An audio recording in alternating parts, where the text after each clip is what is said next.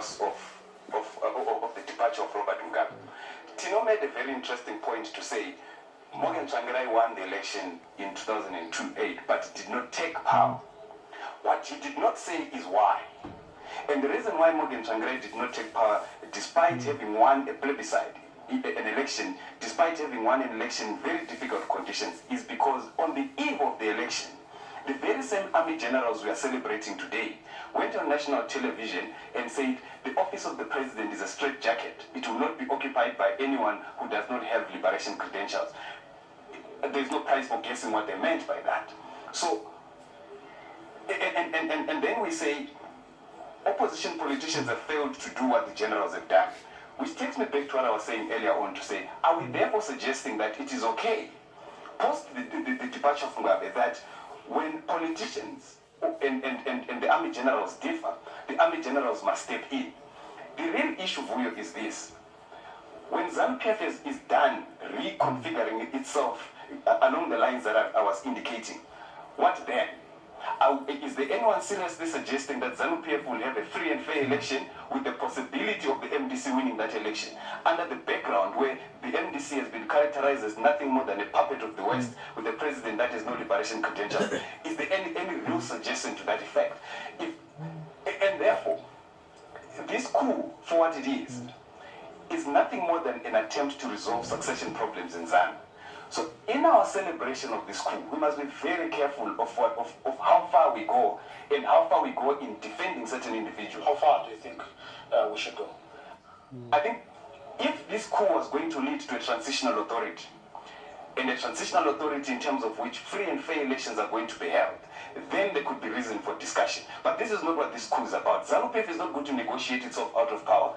That can happen. So this, we know that for sure, or is that merely your suspicion? The existence of a political party is to get state power. So it does not make sense for ZANU-PF to go through all this.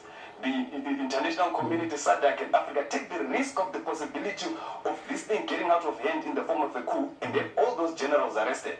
And having finished that handover power to ZANU-PF, really now is the way. I really think that we must celebrate the departure of Robert Mugabe, like I indicated, that any social movement is important. But let's not ever think that this has anything to do with democracy. It has nothing to do with democracy. It has everything to do with the resolution of the factional problems in ZANU-PF and the succession issues in ZANU-PF. Once we are done with this, the DNA of ZANU will find itself again. And the coming elections, trust me, they'll be as violent as what we have seen in the past. And ZANU-PF will definitely come back into power, because essentially what we are being told is that civilian politics does not work in Zim. If you reach a stage where you really need change, that change must be facilitated and mediated by the army, and that's a very dangerous precedent to set. Well, maybe we should share what the rest of the panel thinks. In fact, of this particular view. In fact, while you're talking, the two gentlemen in the studio are nodding their heads. Let me begin here. I'll come to you in a second. Tino? One of the problems with our politics in Zimbabwe is that Robert Mugabe introduced free education, and many of us went to school. So we are very good at analyzing. What we are very poor at is at looking at what is on the ground. When people went to the streets yesterday, they were celebrating that Mugabe is gone. When people go to voting, if we have elections next year, they will be voting for the first time on a ballot paper that does not have the Mugabe name on it. What is needed now is not for us to theorize about, oh, this is democracy, this is each other. ZANU-PF wants to remain in power, the NDC wants to get into power. Everybody wants to get in. What they need to do is realize, what then do the people, the voters, want? Right now, what the voters wanted and have received is Mugabe gone. Who do they have to thank for Mugabe gone? It will be Mnangagwa and Chiwenga. If Mnangagwa and Chiwenga stand up and, for election, Mnangagwa stand up for election, people are not going to be worrying about Did he come there constitutionally? Was he, did he get there properly? Was there section this note, what note that says? No, they're worried about what is relevant to them. And if we take it from that point of view, ask anybody in the streets tomorrow who is there. We didn't hear him saying, well, we heard him saying that we must go. But they are not taking advantage of this situation and taking ownership of it. The finger pointing will start the moment Mnangagwa is sworn in. The finger pointing will start. He is the son of Mugabe. He is the son of like this statement that Jesus is the son of God. Therefore, Mnangagwa is. Nobody buys that. In the real Zimbabwe where we come from, in the rural areas, they don't. They buy. Somebody comes to you and says, the land you got, you're going to keep it. The MPC will come and say, the land we got, we need to do an audit. What do you think the people are going to vote for? The one who says you will keep it, or the one who says you are going to do an audit? Yeah, I think we rush to the authorities on issues that are still to manifest. And we want to prophesy the future and actually put benchmarks.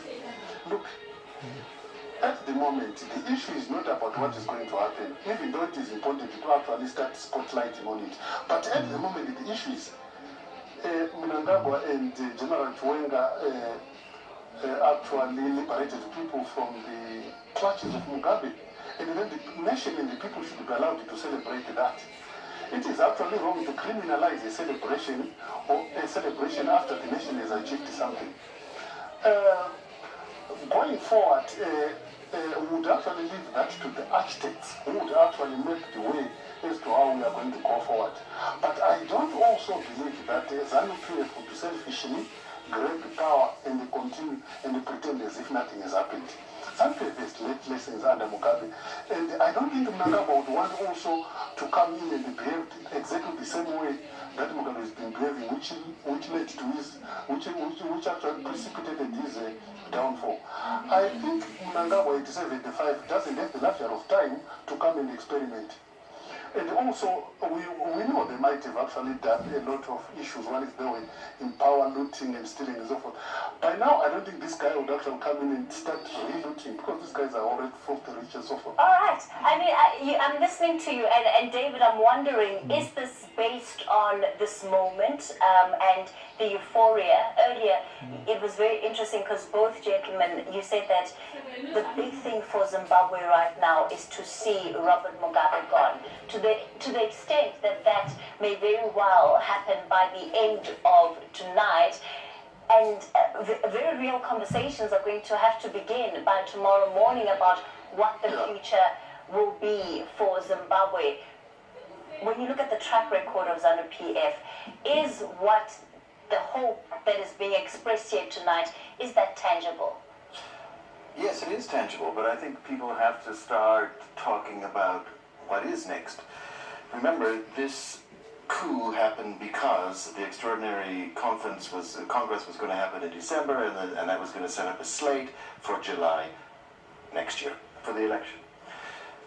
The Constitution, after the impeachment in Parliament, the next person in line is supposed to remain president until the election, the end of Parliament.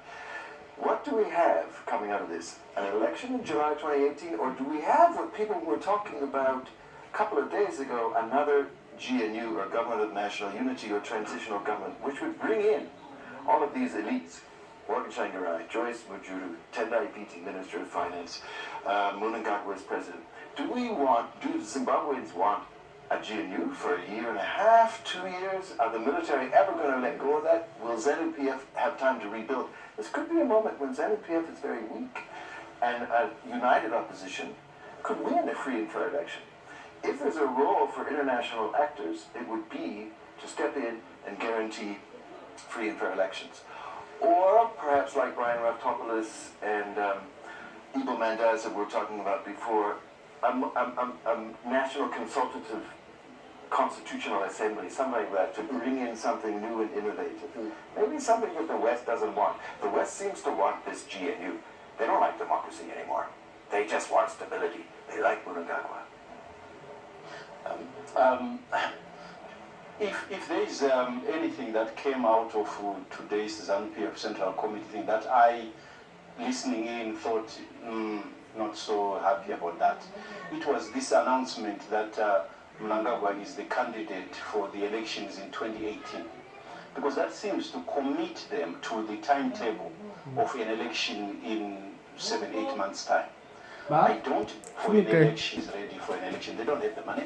And their central campaign theme, removing Mugabe, is gone. But does that not come back to the point that our guest with Vuyo was making earlier, that at the end of the day, ZANU-PF, through this move, may be protecting its own interests, and that it's not even really about the people? Does that then not communicate that message?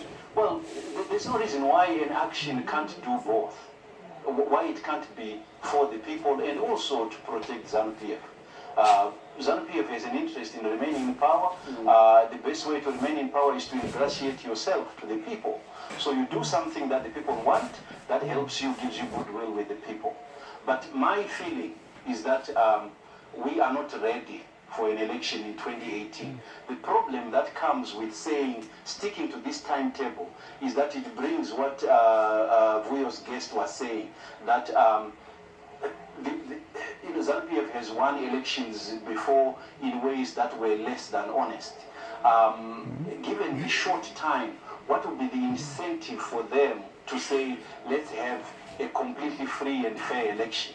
It can't only be yesterday's demonstrations, because they have not be blind to the fact that many of those people on the streets are probably not going to vote for them. So what I would have preferred is a situation where you have an inclusive transitional arrangement, where you bring in all the players on the political play, including people like Morgan Tsvangirai, Tendai Biti, Welshman Nue, Dumiso Dawengo, Amai Mjuru, with obviously ZANU-PF leading this process, because they are the party in power, they are the party who have brought this about, and therefore they can't, step aside. For me, that would then give us an opportunity to put in place institutions that work. When you have institutions that work, you avoid the situation where you get people like Robert Mugabe arising. But my question is, do you think that the ZANU-PF can do that, given the fact that the very deterioration of any institutions that existed happened under their watch? Are they the right place to be looking at for answers right now? Well, you have to see that in their resolutions, they did two things that, in my view, look like they are democratizing. The first one is that they reinstated the DCCs, the District Coordination Committees. That's giving the ordinary person more say with what happens in ZANU-PF.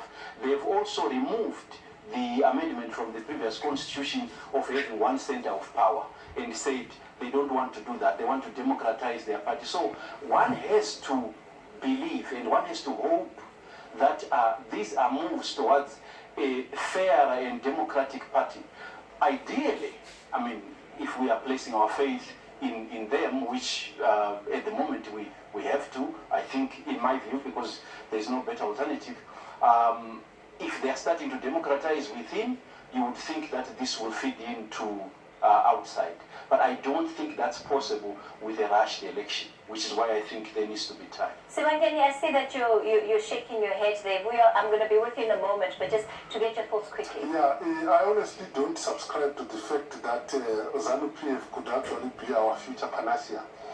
Because at the moment, ZANU-PF would actually camouflage this National Transition Authority in an effort to get time to put things into proper place.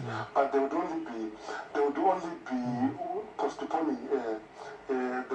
postponing defeat from Morgan Tsvangirai. Let's not pretend that MDC led by Morgan Tsvangirai is actually the most popular by all standards, and at any rate, this has been shown.